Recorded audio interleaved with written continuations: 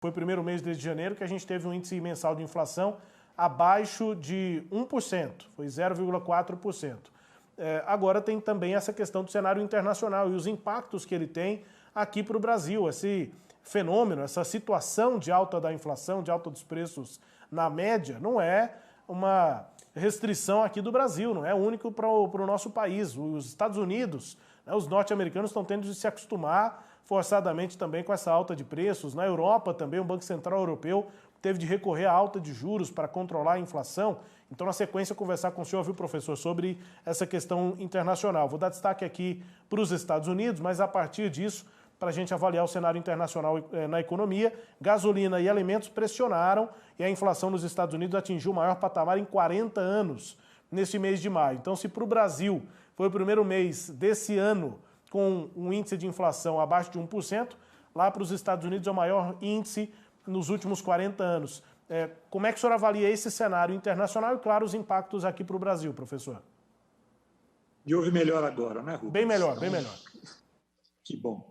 Exatamente, você colocou muito bem, os índices que foram divulgados hoje nos Estados Unidos mostram uma inflação, assim como você bem colocou aqui, nós caímos abaixo do patamar de 1%, né, pela primeira vez em vários meses.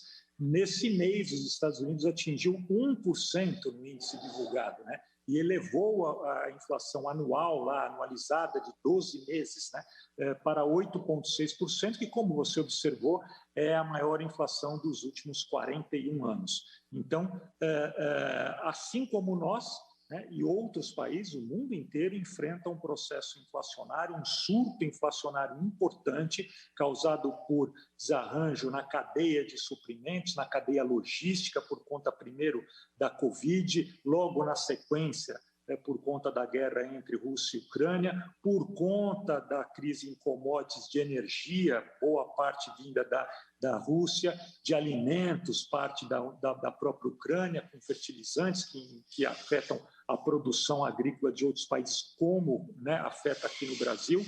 Então, o fenômeno inflacionário não é uma preocupação apenas brasileira, doméstica, mas também é no mundo todo e, como você citou, nos Estados Unidos não parece não ter atingido ainda o seu pico. Há especulações de que possa chegar a um número um pouquinho maior ainda do que nós estamos vendo aí, de 8,6%, o que significa que o combate à inflação lá será, em parte, com o mesmo remédio que estamos tomando aqui, continuidade na subida de juros lá. Não é de que a inflação no Brasil vai continuar essa sequência de desaceleração, apesar desse cenário internacional, essa realidade na Europa, nos Estados Unidos, não pode ter um impacto também para novas altas de preços para a gente aqui, professor? É possível, né? Quando esse fenômeno, como estamos vendo, acontece no mundo todo, há essa alimentação, né? Essa realimentação da inflação. E se ele persiste, se esse fenômeno persiste por muito tempo, como está acontecendo no Brasil já há cerca de mais de um ano e no resto do mundo também já há quase um ano, isso começa a criar uma memória inflacionária, ou seja, uma retroalimentação. À medida que os preços sobem, a cadeia vai chegando, vai vendo que a margem de lucro vai caindo, tem que repassar preços e esses preços estão sendo repassados de ponto a ponto da cadeia, desde das matérias-primas mais básicas até o consumidor final, né, na forma de alimentos, bens de consumo duráveis ou de curta duração. Então, isso torna o combate à inflação mais difícil, né? Não depende apenas das ações internas que nós assumimos aqui, um controle de preços ou uma redução de tributos. Essas medidas acabam se perdendo um pouquinho, perdendo um pouco do efeito quando o fenômeno é global, como a gente está vendo. Bom, e aí a gente conversou aqui não há muito tempo, né, professor, ainda com os primeiros impactos bem diretos da guerra da Ucrânia para a nossa economia. Esses impactos eles estão mais possivelmente medidos, e a guerra já passou dos 100 dias, acho que agora estamos chegando a quase 120 dias, né?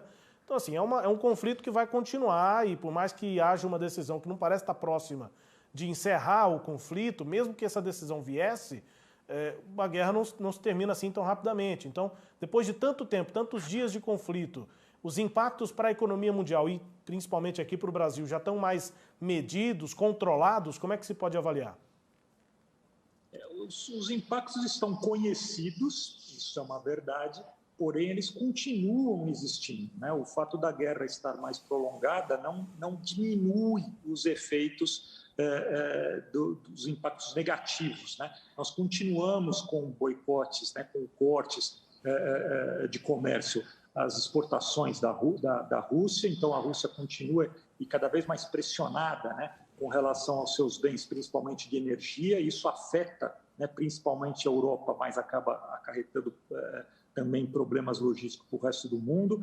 Há ainda dificuldades para escoar a produção de alimentos da Ucrânia, que é um celeiro da Europa, ela é um país conhecido como sendo celeiro da Europa, portanto, ainda pressionando preços de alimentos na Europa, e isso acaba, né, durando mais tempo, ainda que a guerra cesse nesse momento, o que não é tão claro que vai acontecer, né, Rubens? Mas mesmo que isso aconteça, imagine que ainda há diversas fábricas, diversas pessoas que se deslocaram, que saíram da Ucrânia, que deverão retornar. Então, o processo de cortes, né, na infraestrutura que precisariam ser refeitos. A própria Rússia não deverá ter, ainda que o conflito cesse, as medidas de boicote sendo suspensas imediatamente. Então, nós provavelmente conviveremos com esse cenário ainda por um bom tempo. A notícia que melhora um pouco no sentido de que, se a guerra prolongar, é que as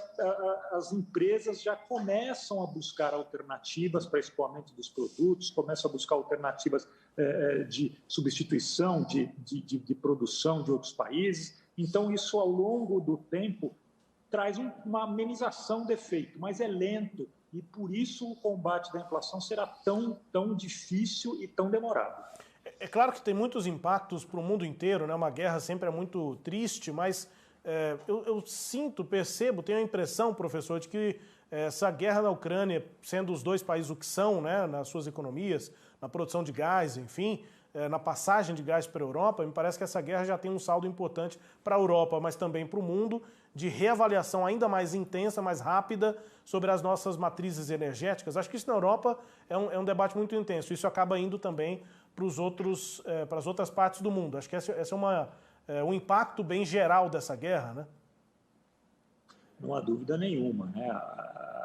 Repensar a matriz energética no mundo todo já era algo que vem acontecendo, primeiro por conta do efeito do carbono, né, na atmosfera dos combustíveis fósseis, né, como o óleo e gás que você citou, e a substituição disso sempre que possível, né, por energias alternativas, solar, eólica, hídrica.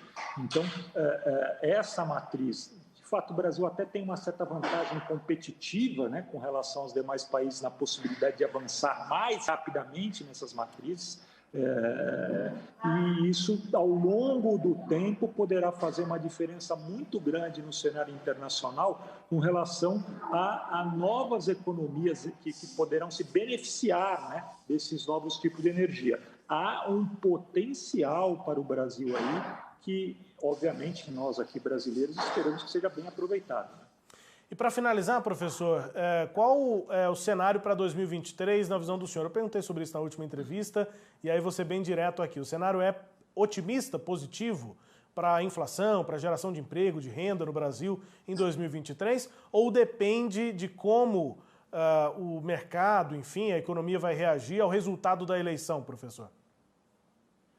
Isso é um ponto de interrogação importante, né, Rubens? Ela não está decidida, ela traz bastante dúvida, seja com relação ao candidato atual, né, da situação, seja a oposição.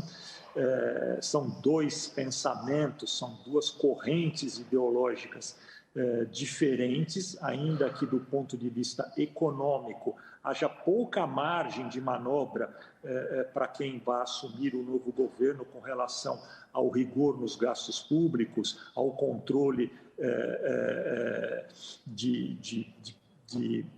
da economia, né, dos parâmetros econômicos, de dívida pública, né, de emprego, como você citou, mas é bem provável que o cenário de 2023, a gente sempre deve levar em consideração as comparações, né, se comparado ao que nós estamos vivendo em 2022, é muito provável que o cenário de 2023 seja melhor, independentemente do governo que seja eleito. Há uma expectativa aí de queda da inflação ao longo do ano de 2023, uma recuperação de emprego que pode ser maior ou menor, dependendo, né, da vontade do próximo governo de fato, né, como a gente vê no caso do... Aí sim, há uma diferença entre os dois governos. O governo, o candidato de oposição, ele pelo menos lembra, né, ou dá a ideia de que poderá tentar rever algumas das reformas trabalhistas feitas, cujos estudos recentes mostram que acabou acelerando, que acabou beneficiando a geração do emprego. Então, toda vez que você reforma,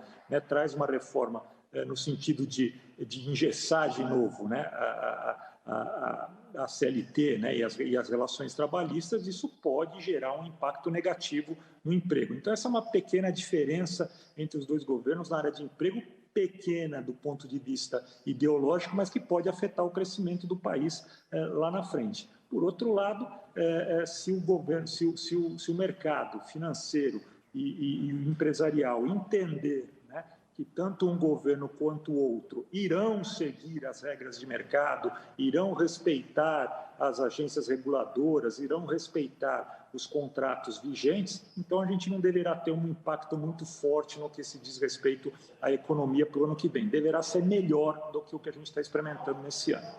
Bom, e eu disse que era para finalizar, mas eu vou aproveitar a análise do senhor, que deu para perceber, quem está nos ouvindo, nos assistindo aqui, deu para perceber que o professor Fábio Astrauskas não tem uma análise partidária ou ideológica, ele é bem pragmático, né? Considerando inclusive os dois lados, tanto o atual governo quanto quem está na oposição, enfim, e aí a economia pode ter seus resultados a partir dos indícios aí técnicos, né, que tem para analisar. Então eu vou fazer uma pergunta bem direta, que para muita gente pode ser meio partidária, mas eu queria só entender essa questão e as declarações do ministro Paulo Guedes e do presidente Jair Bolsonaro aos supermercados. Dá para controlar o lucro, professor? Como é que o senhor avaliou a repercussão também, né, dessas declarações daquela reunião em que o presidente e o ministro conversaram com o mercado, especificamente com os supermercados? É interessante, acho que, analisar essa afirmação. De fato, ela ocorreu ontem, né? E ela acaba, acho que, tendo duas maneiras de se enxergar.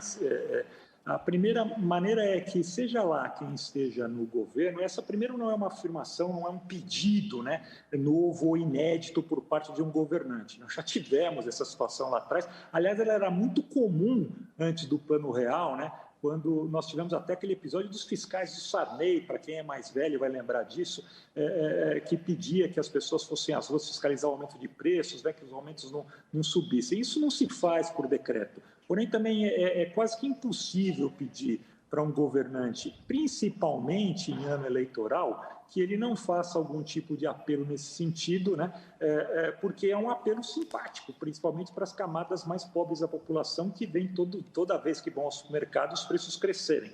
Mas pode levar, do ponto de vista do consumidor, daquele menos conhecedor das regras de economia, de que depende, você acabou lembrando bem, de que isso depende exclusivamente do empresário. E não é assim, né? A economia não funciona e o lucro não funciona a partir unicamente da vontade do empresário, principalmente nesse setor de atacado, varejo, de consumo, onde a concorrência é muito grande e, portanto, o lucro é dado pela concorrência e não pela vontade ou simplesmente pelo posicionamento, né, que o supermercado, seja atacadista, varejista, assuma. Então, do ponto de vista partidário ou eleitoral, né, justifica-se a frase, mas do ponto de vista econômico não se justifica. E mais, né, há um estranhamento, obviamente, porque não faz parte da corrente ideológica que propôs, principalmente o atual ministro Paulo Guedes, o controle de preços, né? Ele é um liberal, conhecidamente um liberal, e esse pensamento não tem nada de liberal, né? Então, não há dúvida que causou algum estranhamento por parte daquele mais teórico, economista, que sabe que essa é uma afirmação sem nenhum tipo de fundamento e possibilidade de ser implementada. E aí, recentemente, inclusive, a gente tem exemplos de quando a crise vai ficando mais complicada, quando vem medidas de congelamento de preço, por exemplo, estou dizendo que foi isso o proposto, mas quando vem esse tipo de controle de preço, a coisa costuma piorar. Isso aconteceu recentemente, inclusive, no último governo da Argentina, né, do governo Macri. Né? Professor, muito obrigado, nosso tempo terminou, mas muito obrigado pela entrevista e pela disponibilidade aqui. A gente vai retomar esse contato à medida que os fatos forem acontecendo, também a campanha for avançando, né, para a gente entender como é que fica o cenário econômico e como é que fica o nosso bolso. Obrigado, professor, até mais. Muito obrigado, Rubem, muito obrigado, Paloma, e a todos que nos ouviram aqui pela Rádio Sagres no tom maior. Obrigado. É isso, obrigado. Professor Fábio Astrauskas, que é engenheiro, economista, formado pela USP, também mestre em administração pela USP, conversando com a gente, analisando esse cenário com uma alta menor da inflação aqui no Brasil, mas com alta e recordes aí de inflação em outros lugares do mundo, como nos Estados Unidos, que tem o maior índice da inflação acumulada nos últimos 41 anos.